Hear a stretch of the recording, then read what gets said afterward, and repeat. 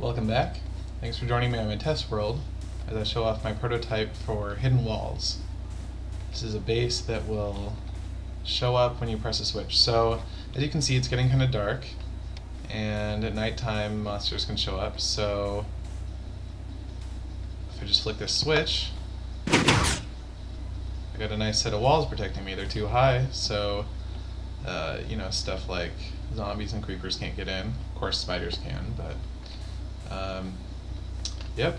And then when it turns back to day, just flick the switch again, and no more walls. Completely hidden. Pretty neat. Let me show you how it works. So as you can see, the switch is hooked up to 4 lines of redstone, 1 for each wall. If I toggle the switch, it'll toggle the redstone, and that toggles each of the 4 walls. It's important to have all 4 hit each wall at the same time, because if the timing is off, sometimes there'll be glitches with updates and stuff. Anyway, so the redstone comes over, the signal comes over, and it triggers the redstone line over here, which triggers the repeaters. Each of these repeaters handles a single column of the wall. And the circuitry to control this is pretty simple. Basically, the repeater brings a signal in here, which will turn this torch off. First thing that does is it sends the signal over to this block here, which actually doesn't do anything immediately, because it would power a piston if a piston was right here, but there isn't one right here yet.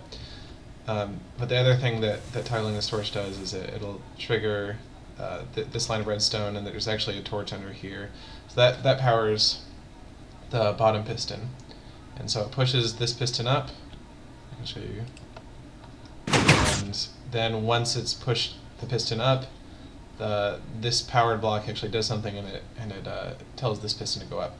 So then when the switch is turned off, that all kind of happens in opposite order. So remember that the first thing that happens is this block loses power, which causes this piston to retract, and then this block will lose power, so this piston will retract second.